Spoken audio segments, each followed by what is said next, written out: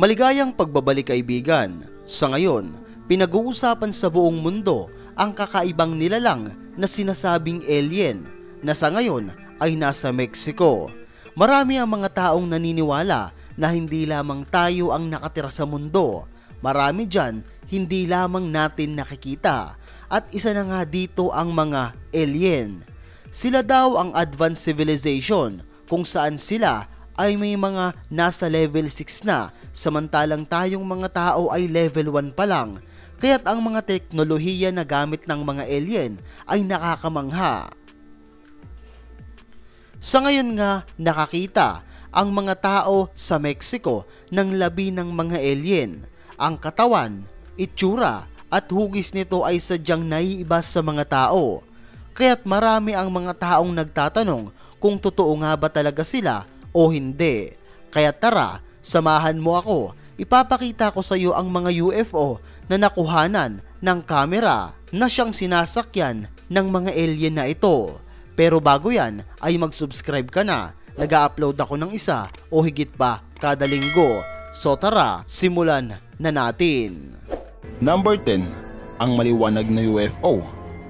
Kapatid, sa bidyong ito makikita ang isang napakaliwanag na bagay sa kalangitan kung saan marami ang mga taong nagulat at ang iba ay natakot. Dahil isipin mo ba namang makakakita ka ng ganon? Kuha ang bidyong ito noong taong 2017 at marami ang mga taong nagsasabi na isa itong unidentified flying object. Ang sabi ng mga eksperto ay isa ito sa 1100 na UFO sa kalawakan. At ang sabi rin ng Annual Survey Ufology Researcher of Manitoba ay mayroon talagang 3 unidentified flying object na paikot-ikot noong mga araw na yon. At alam mo ba kapatid, na magpasa hanggang ngayon ay marami pa rin ang mga taong nagbabakasakaling makakita muli ng UFO.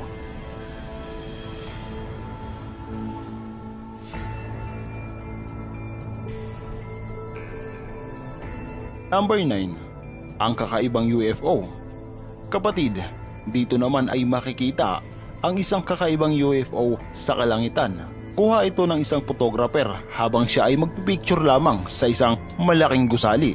Marami ang mga taong namangha at ang iba ay natawa dahil mukha daw itong isang tinapay. Pero ang sabi ng mga scientist ay totoo itong UFO dahil nakuhanan din ito sa ibang anggulo. At ang sabi pa nga nila na ang mga alien ay naririto lamang sa ating paligid at nagmamanman. Sa 1100 nga daw na UFO sa mundo ay 8 lamang ang nagpapakita. Panoorin mo ang kuhang ito.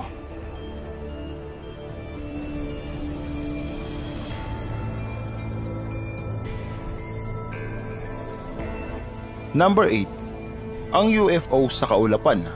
Kapatid, dito naman makikita sa malayuan ang isang kakaibang sasakyan na lumilipad. Sa una ay pinapabayaan lamang ito ng mga tao. Pero di kalaunan, habang papalapit ito, laking gulat nila nang makita nila ang isang hindi normal na sasakyan panghimpapawid. Naging viral ito sa social media noon at pinag-usapan ng maraming tao. At ang sabi nga ng karamihan ay totoo pala ang unidentified flying object.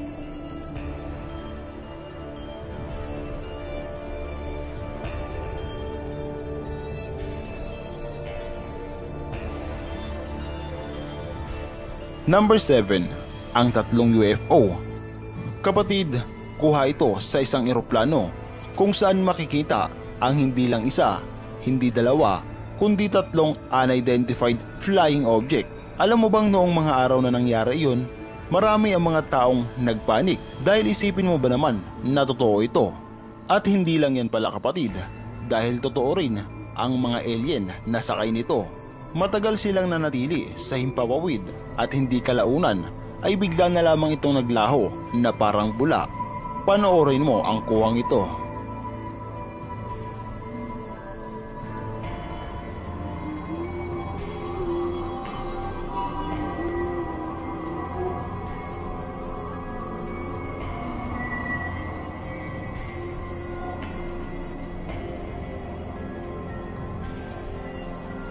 Number 6.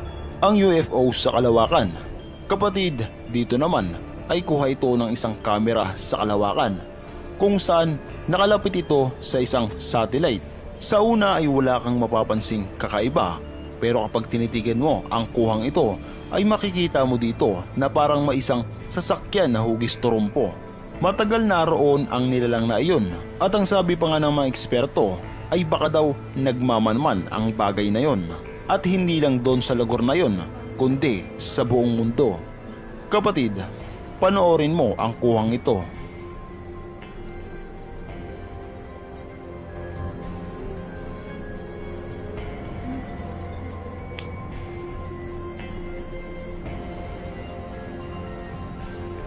Number 5. Ang UFO sa eroplano.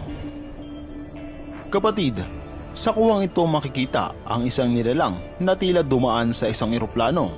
Kuha ito ng isang taong nagngangalang Ayla. Ayon sa salaysay niya, bago pa ito mangyari ay nakita na nilang nakabuntot sa kanila ang nilalang na iyon. Ang mga piloto ng eroplanong ito ay nagtataka din dahil first time lamang nilang makikita ng ganong pangyayari. Sa una ay sinubaybayan nila ito hanggang sa di kalaunan ay naglaho na lamang ito na parang bula. Panoorin mo ang kuwang ito.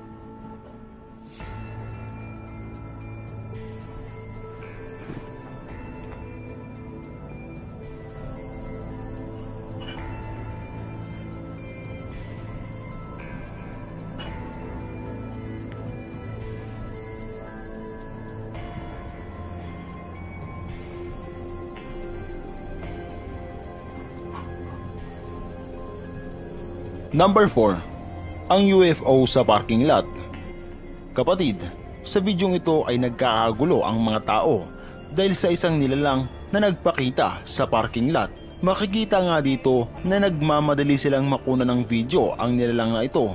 Makikita na para bang nagmamasid ito sa kawalan.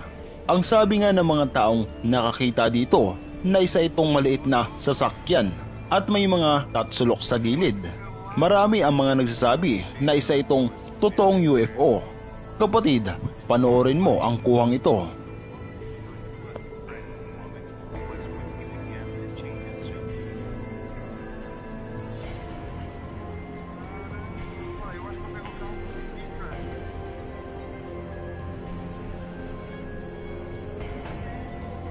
Number 3. Ang UFO na nagmamanman. Kapatid, dito naman ay makikita ang isang nilalang na tila nagmamanman sa isang syudad kung saan naka-steady lamang ito sa isang lugar. Matagal siyang naroon sa kinilalagyan niyang yun hanggang sa hindi na lamang namalayan na unti-unti na pala itong nawawala o naglalaho. Panoorin mo ang kuwang ito.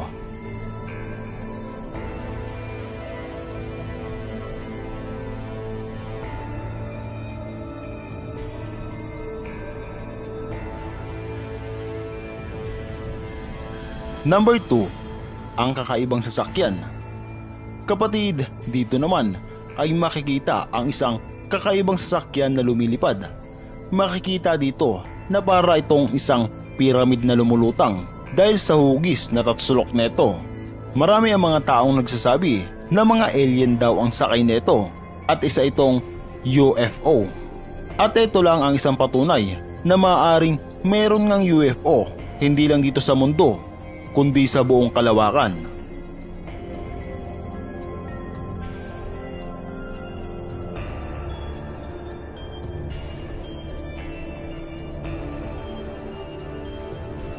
Number 1. Ang UFO-ng lumabas sa kaulapan. Kapatid, sa videong ito, makikita ang pagkakagulo ng mga tao sa gitna ng kalsada. Kung saan ang iba pa ay humihinto sa pagmamaneho upang makunan lamang ng litrato at video ang pangyayaring iyon. Sa unang tingin ay wala kang makikita, pero teka, dahil meron, unti-unting lumabas ang malaking sasakyan, panghimpapawid.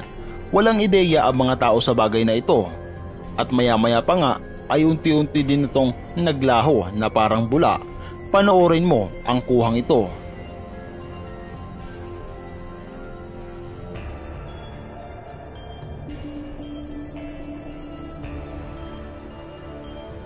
Kapatid, ano sa tingin mo ang mga bagay na ipinakita ko UFO ba o hindi? Comment mo naman sa ibaba ng video ito. Maraming salamat. At kaibigan, dito ko na din tatapusin ang video ito. Maraming salamat sa panonood mo.